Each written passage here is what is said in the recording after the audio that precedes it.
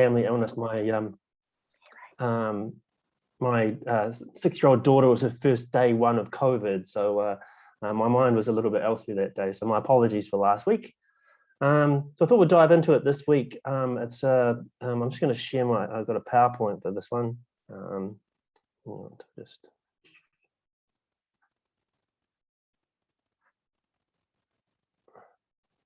right.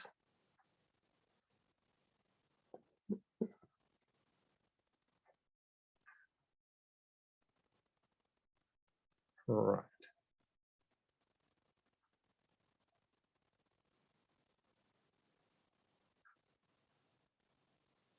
And what have I done? Here we go.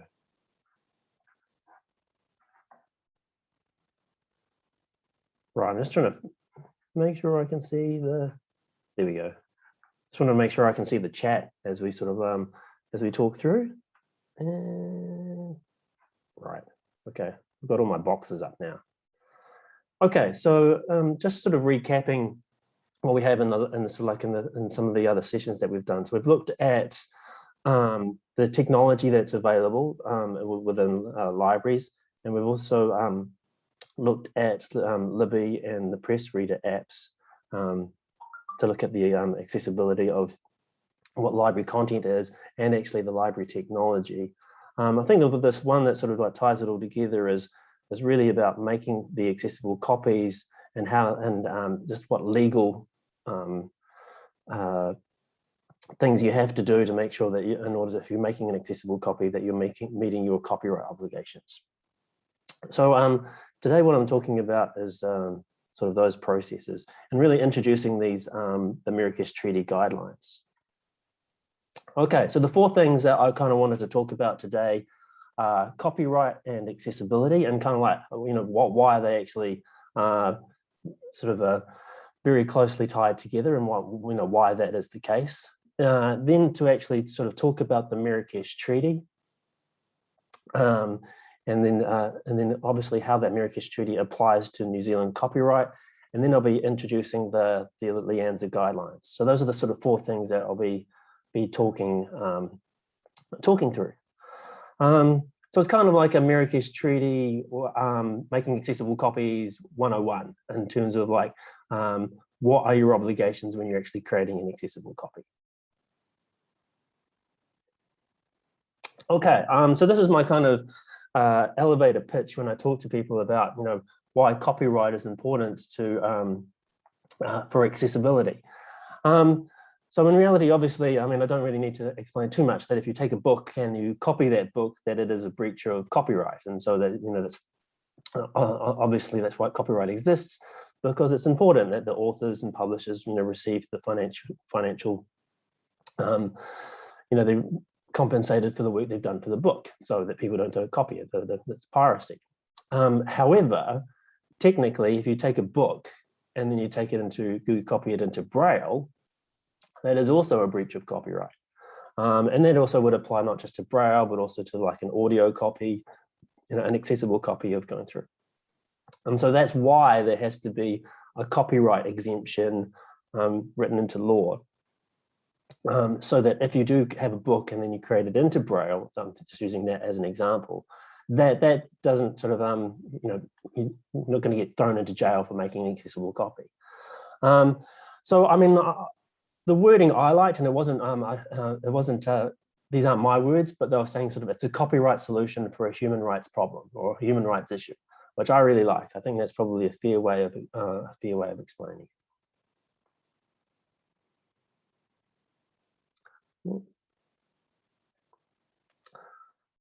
Okay, so a little bit about the Marrakesh Treaty. So the Marrakesh Treaty, those exemptions that I was talking about within the copyright law, and this is sort of, again, a little bit of a, I mean, I'm not a copyright lawyer, and so it's obviously, I hope I haven't oversimplified it too much, but I'm kind of hoping to make this information sort of digestible, that if you're not big into copyright law, they can get into it.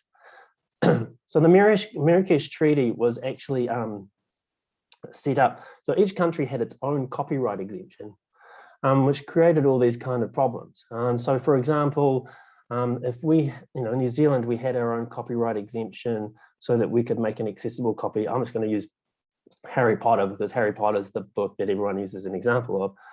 If I made an accessible copy of it, that means if someone in Australia or India or France, if they had to make an accessible copy, they had to make their own accessible copies all the time.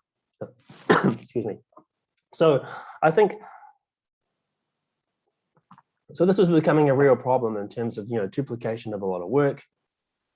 We couldn't be able to trade in accessible copies or use the other accessible copies from other countries. And that's really the heart of what the Marrakesh Treaty is about being able to trade with those accessible content. So the Marrakesh Treaty was signed in Marrakesh on the 27th of June in 2013. 2013, that's nearly 10 years ago. So 10 years, to give you I was trying to think of things that were like a mental picture of what was going on around then. Royals came out by Lord. Edward Snowden was a thing. And the word bingeable became officially into the English language. So it was quite a while ago in 2013. And Stevie Wonder was there, and it got referred to as the Miracle of Marrakesh because the fact that sort of 114 countries now have all signed up to it.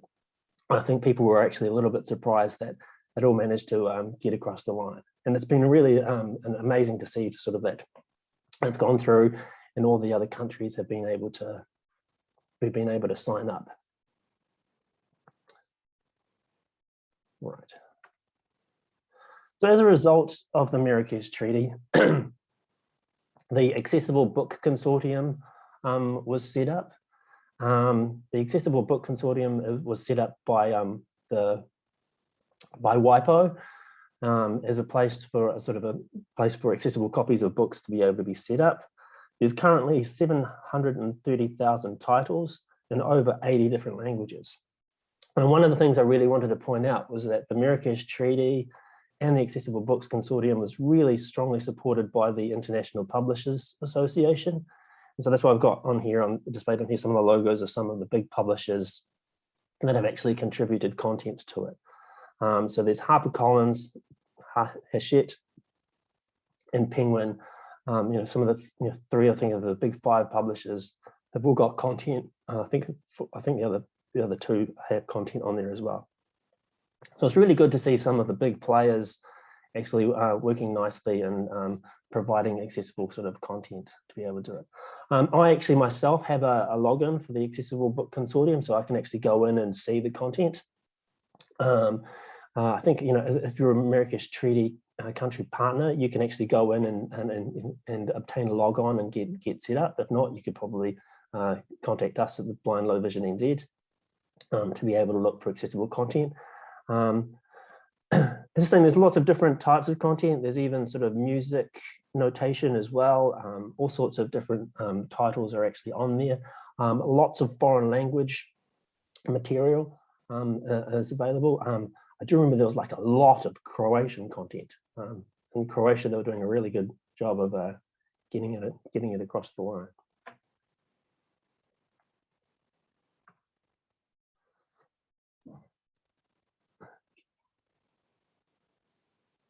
I'm seeing in the comments, can we ADD accessible content? Or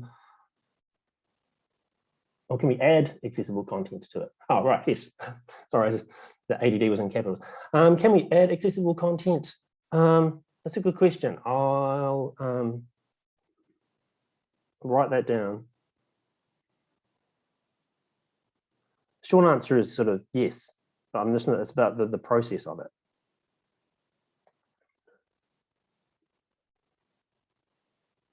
And actually, a lot of the content that's available on the at the ABC, the Accessible Books Consortium, is like we have the copy, but we haven't uploaded it yet. So that can go and get a little bit frustrating. So then you have to do a request for it, and then they have to then upload it, so it's straight for download. The actual downloadable content is actually a little bit less. So that's the other part of it that complicates that sort of question.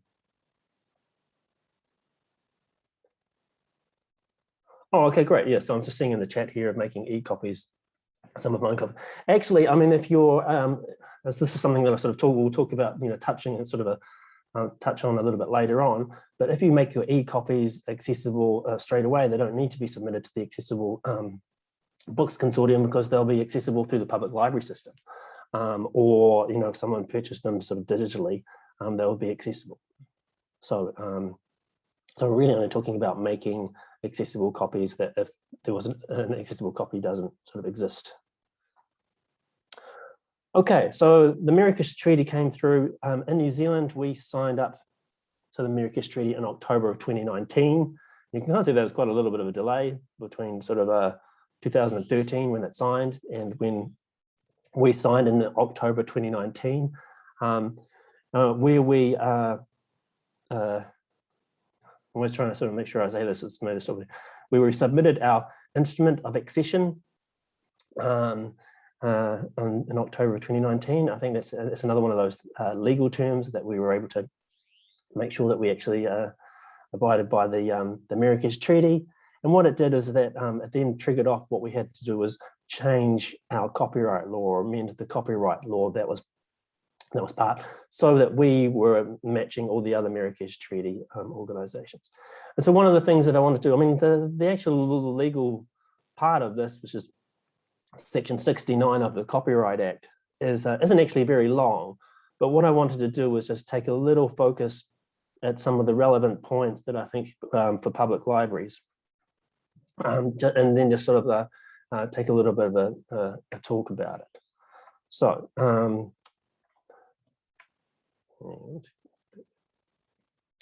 so one of the new things that came through with this legal change, and this legal change came through in 2020, I think it was on January 4th, on 2020. It was about the time in January 4th, January in 2020 was, we didn't really know what COVID was then. By March, we certainly did, because that was kind of when our first major lockdown sort of came through, and we all were introduced to like level 4. So I was very excited about that in January when all this was coming through, and then how our whole world got sort of turned upside down. So that time stamps it quite nicely for me. But one of the things that changed with a legal change was really the definition of the entity types. And entity types are the people that are able to make the accessible copies. Previously, it was really only us and Blind Low Vision NZ and Blends, which is the school. Blends, which is the school, sort of applies to that provides support for kids in schools. So it was really only the two of us that could be able to do it. However, as you can see now, the authorized entity types now includes an educational establishment, an educational resource supplier, which is, I think, quite big. It is in a prescribed library within the meaning given in section 50, brackets 1. And then D, a charitable entity that has the purpose consistent with making accessible format copies available to persons who have a print disability. That's me, that's people at the Blind Low Vision NZ. So that's new, that's a new thing. So it's only really been in this sort of 2 years that libraries have kind of been empowered to be able to be an entity, to be able to create accessible copies.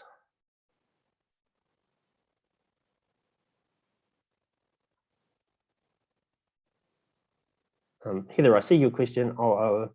Just very quickly, so adding books can be done by a library, not a single person. I think a single person might be able to do it. I've got my email at the, I'll send you my email, and we can discuss that offline and see if we can about getting your content in the ABC and what would be involved. Okay. Okay, so what I thought I'd do there is, like, because the last slide referred to as a prescribed body, and I've kind of guessed that people might be asking, well, what is a prescribed body in terms of the Copyright Act?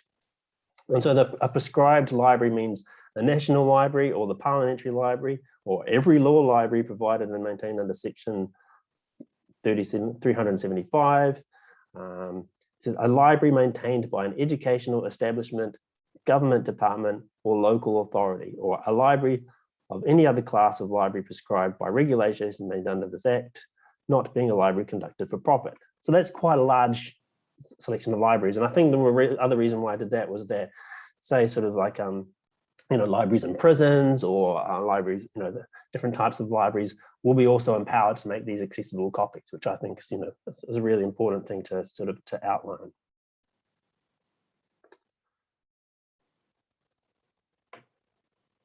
Right, the other side that I just wanted to take a look at was what actually is a print disability.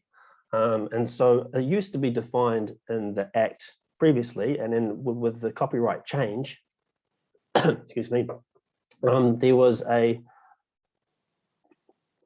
definition change of what a print disability is. And again, this was to kind of marry us to our definition so that it matches what a Marrakesh Treaty kind of definition of a print disability.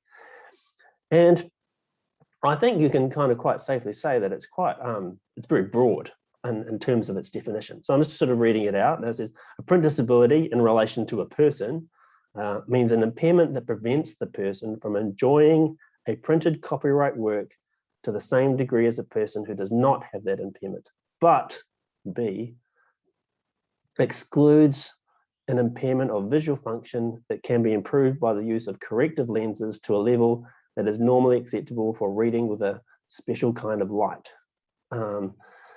So yeah, it's very broad in terms of excludes an impairment from visual function.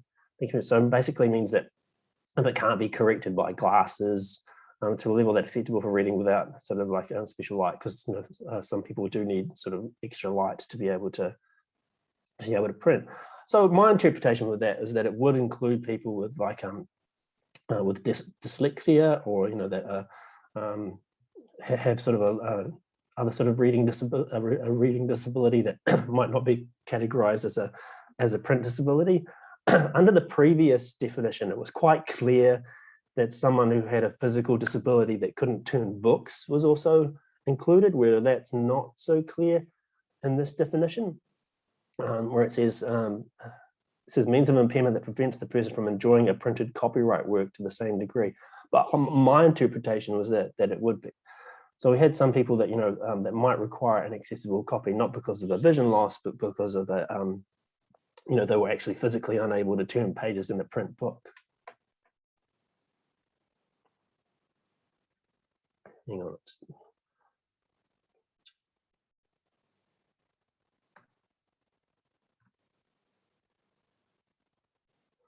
Okay, so the thing that I wanted to really introduce today was the Marrakesh Treaty Guidelines, which I've been working with LIANZA for ever since the law change came through.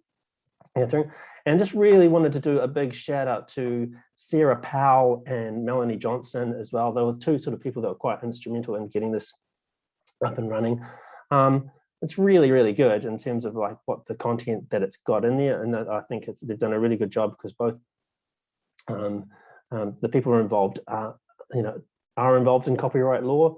And I think it's a really helpful document to be able to make sure that you make your obligations in terms of meeting the Copyright Act. Okay, so this is the introduction of the guidelines. These guidelines are designed to help people working in library and information services understand how to practice under the requirements of the Marrakesh Treaty, as set out in the Copyright Act 1994. So I think it's you can tell the people that wrote this are copyright lawyers, and so maybe a little long, but I think it's also, I've never seen a long sentence that I think clearly sums it up very well.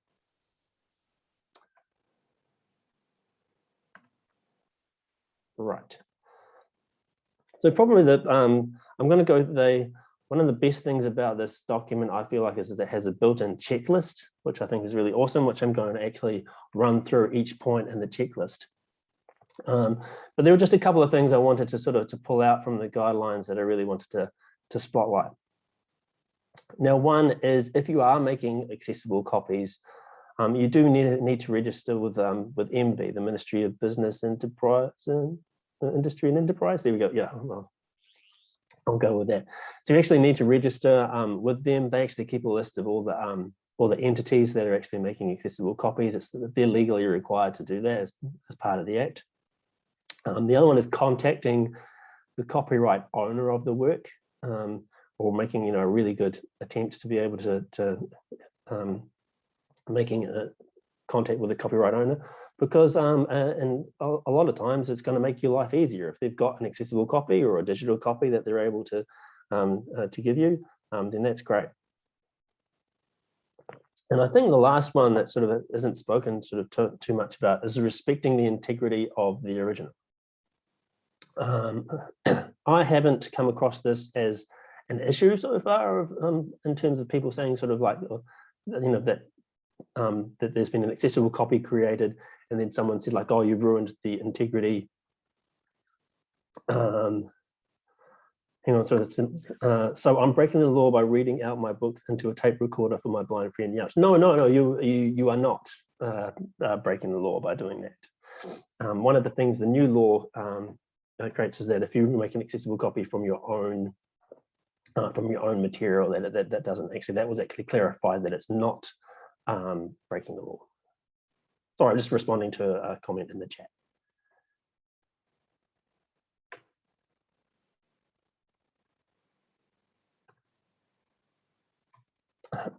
Okay, so the other thing is with the treaty guidelines was only provide the accessible format copy to the person with a print disability, which we talked about in the definition. And the other one was keeping good records and permit the copyright owner to inspect these sort of the things. So again, that's about meeting your copyright obligations.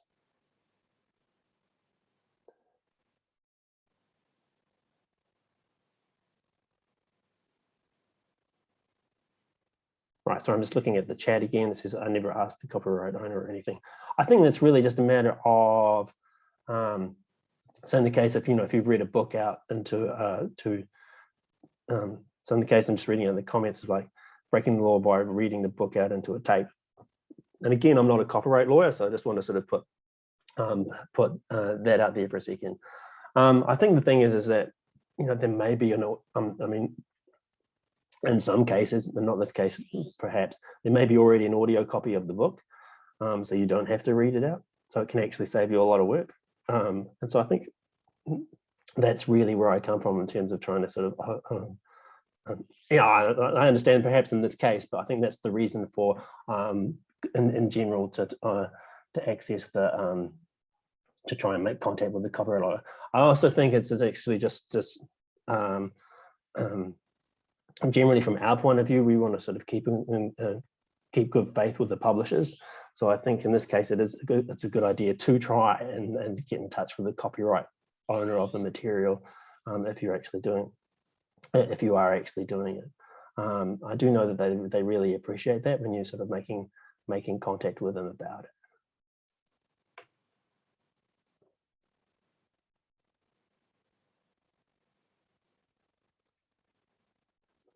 Okay, I'm sort of like reading the comments. Heather, I'm happy to talk. We can definitely have a session sort of or talk one-on-one a little bit later on, so we can sort of help out and make sure that when you are making those accessible copies, that we can that it's all above board and going through. I think you have been doing. It sounds like you have been doing sort of like a great job. So there's no problem at all. But I'm more than happy to help you out. But this whole guideline shouldn't sort of create fear in people that they think are going to breach in copyright, especially if they're trying to take an accessible copy. I think the big thing in here is ensuring that that the authors and publishers are fairly compensated for the work. And I think there's sometimes a perception that any form of copyright exemption is some sort of way of being able to abuse copyright in some form of sense.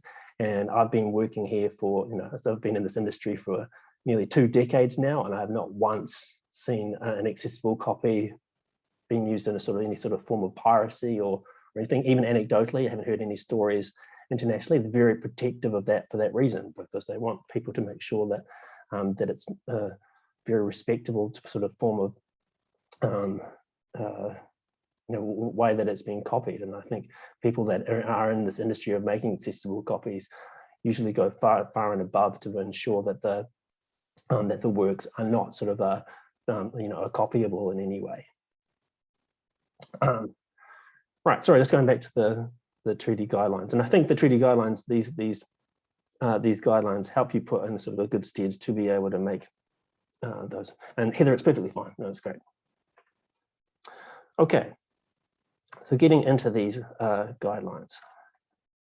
Okay, so what I was saying before is that they've got this checklist, which I think is really really helpful. And what I'm going to do is just go through step by step all of these conditions that they have on the checklist. So one was identify and record client requirements. So this is a self-declaration form and disclose how the information will be collected and stored. Excuse me, sorry. So this is sort of a self-declaration form that the person that you're making an accessible copy has a print disability. Here at Blind Low Vision NZ, as I was sort of touching on before, we go a little bit above and beyond. We do actually require some sort of form of medical declaration that you meet the requirement for print disability. If you do meet the requirement of for the Blind Low Vision NZ, you do automatically meet the criteria for print disability. But we do have people that can access our services that, while they might not meet the services that we offer, so they wouldn't get a guide dog or anything like that, they can actually access our library services. But for us in the instance, we deemed we wanted some sort of a medical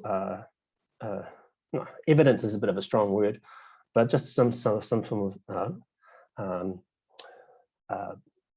what's the term I'm looking for? We just wanted some sort of some evidence of the print disability. So, for example, and one of the biggest things that we wanted to ensure was that wasn't a cost barrier in terms of that, you're having to go to the doctor or something to to sign it off. So we said like a nurse, or even if you had an existing a piece of documentation that would kind of say, yes, I meet that definition of print disability within the Copyright Act. So that's all we just needed. And that's not just for legal requirements, but again, that was really to sort of also to have the publishers and the copyright owners have confidence in us with their, when we're creating accessible copies.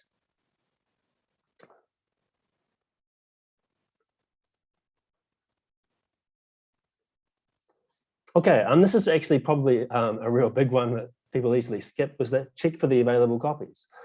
You can check in your own collection, and as in the previous sessions that I've talked about, maybe the accessible copy that you need could be in Libby. So somebody might not be able to access the print copy that they've got in your collection, but the digital collection that you have in Libby or in BorrowBox might be your accessible copy, because they could actually access it. Check in a collection of another organisation. That could be us. In Blind Low Vision NZ, you can actually search, although our content's not publicly available for those copyright reasons. People can publicly search through our catalogue from our website. So you can actually do that and find an accessible content that way. It can be sort of commercially. I mean, people might say, sort of, why would I buy the audio copy of the book? Or say, for example, often it's actually, and this is sort of a little bit where people kind of said, oh, should you check? But like from an organisation that creates an accessible copies, it's actually cheaper to buy one or buy an accessible copy than it is to create it. And so if Audible has like an audio copy of the book, it's a lot cheaper to buy the audio one than it is to kind of record the whole book. Check if you can request it from the publisher as well. And so, the publisher may sort of like know if there's know if that it's got there, and also they might have digital versions of the books as well. That it's one of the things that we find, and we're on good terms with publishers, so that it's been good for that.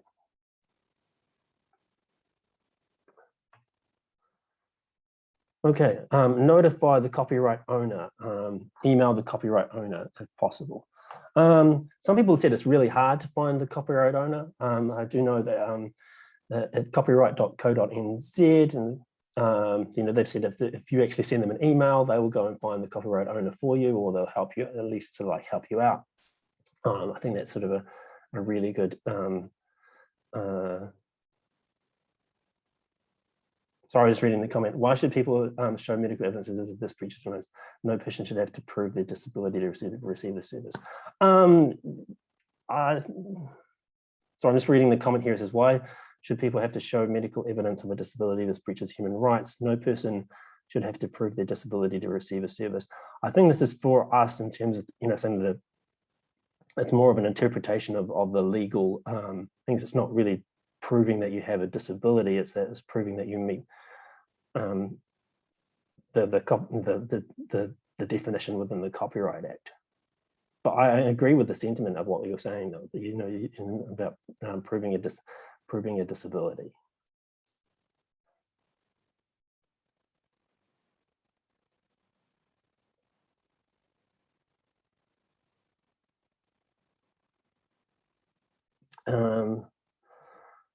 So then I'm sorry, just going back to the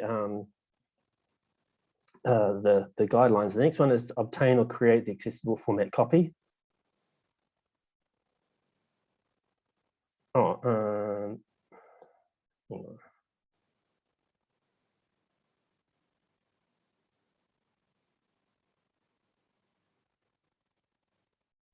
So I'm just reading the comments. Heather, my email address will be at the end of the presentation. If you write that down, you can email me and then I'll get your email address through that way.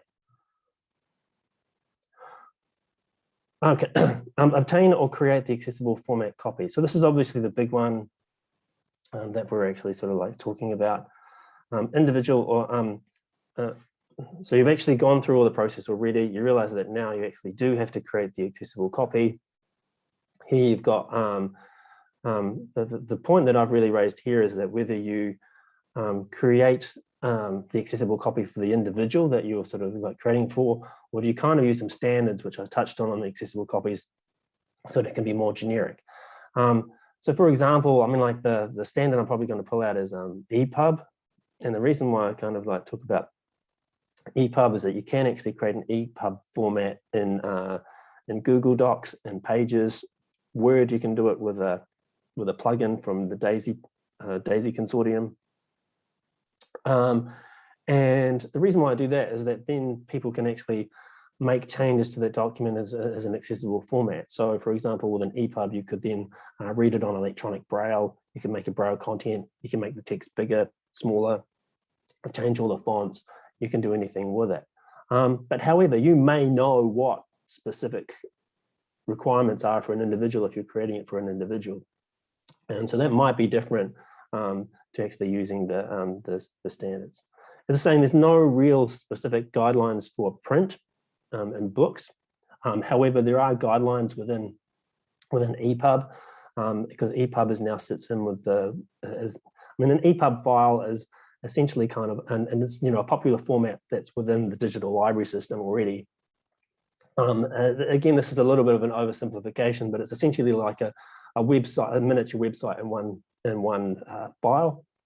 And what's good about that is that then it already has its own sort of standards and requirements built into it based on the web standards.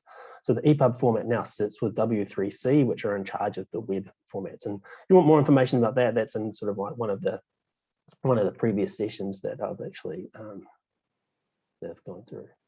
So really it's about if you're making an accessible copy, the standards are it's choosing on whether you sort of like make it for that specific person, or you make a sort of generic one that then can be used by other people.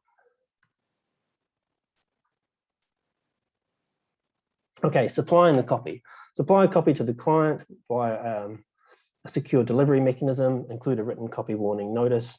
Again, this is sort of to do with the copyright. Supplying a copy to the client, sort of like in a secure way. And that's the other thing about a really popular format that I know that people like, that a screen reader uses is Word, but it's not the terribly secure kind of format. because you can't, it's a little bit tricky to secure it. Even, and I know you can secure it, but sometimes the securing of it makes it sort of a little bit inaccessible or makes it difficult for screen reader users. So that's why we're sort of talking a little bit about using EPUB a bit more. Keeping good records, making sure you keep a record of the copies you have made, supplied and imported and exported. So that's making sure you keep the good records.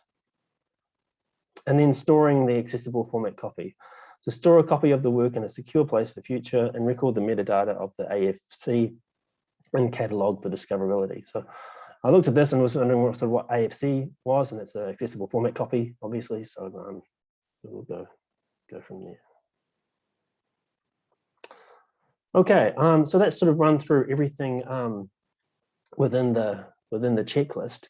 But the last thing I really wanted to talk about, which is probably a bit of a counterpoint to everything that I've talked about, is that the dream that we want, and to try and sort of finish off on a sort of bit more of an inspiration, is that a lot of this work isn't actually required.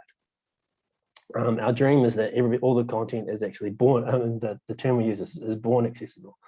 If publishers actually created content so that it was accessibility in the start, then we wouldn't have to have these amendments to make it sort of accessible in the first place. And the reason why I'm sort of like quite passionate about having this solution is that I think it's sort of almost like it's a triple win. The authors kind of win because their content is, they don't have to worry about any sort of copyright amendments.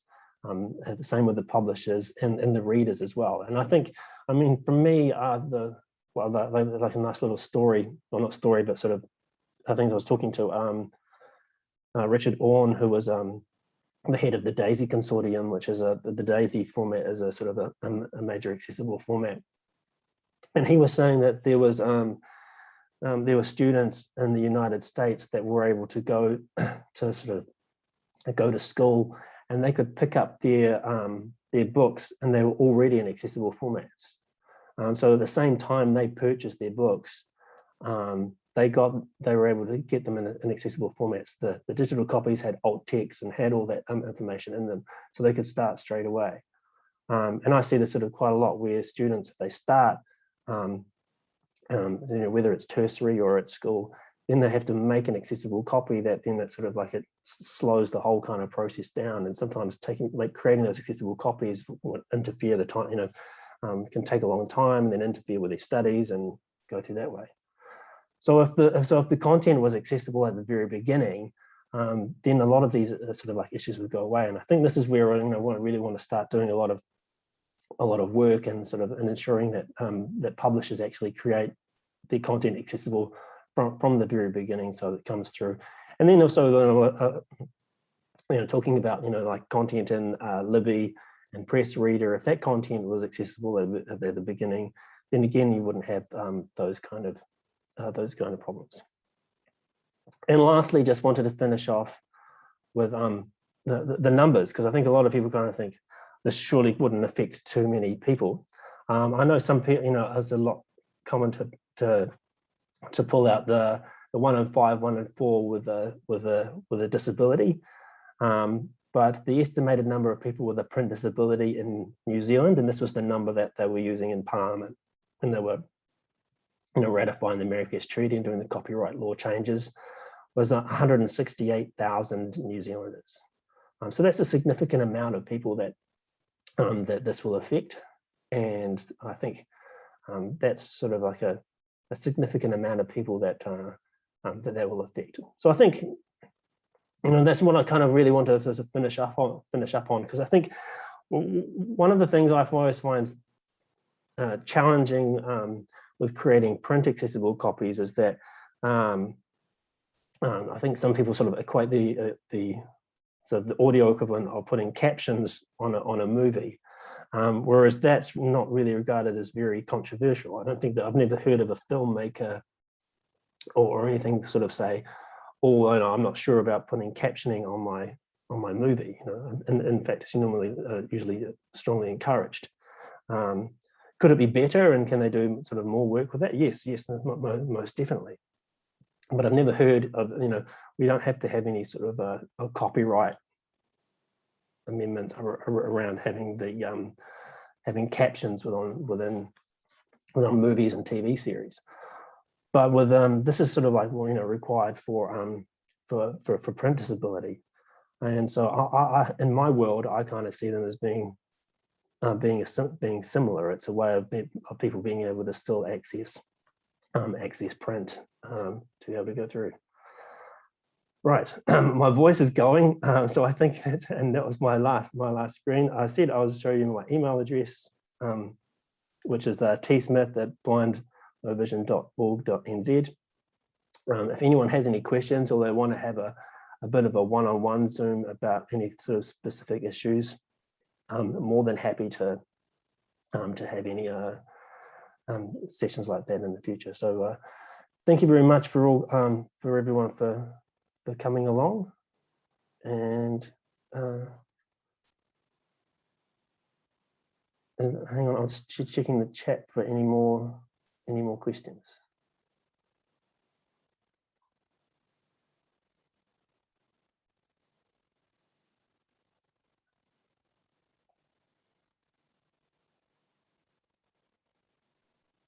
I think you got all the questions, Tom. Okay. Yeah. I'm finally getting the hang of this, reading the chat while doing the presentation at the same time. Now we're at the last section. I'd really like to thank you, Tom. Tom's come here today, not actually feeling very well. He's got COVID, albeit he said it's mild. Yeah, but, yeah. we can hear that you are struggling with COVID. So again, a very informative session, and I personally want to thank you, and on behalf of LIANZA, for all of the contributions you've made over all 4 sessions. They've been outstanding, and we hope to build on this in times to come. And I'd like to thank everyone else for their engagement in the sessions. And I'm going to close with a karakia now. Okay. Unuia, anuia. Anuia ki te uru tapa nui, kia wātia kia māma, te nākau, te tinana, te wairua, e te ara tangata, koia rā e rongo whakairia aki ke ronga, kia tina huie, tai kie. Thank you, everyone, and thank you, Tom. And the recording will be available on our YouTube channel, which I'd encourage everyone to subscribe to, so you know when all the sessions come up. Thank you. And thank you so much. It's been a great experience, and thank you for all the great feedback that I've had. Thank you so much. Thank you. Goodbye, everyone. Goodbye, everyone.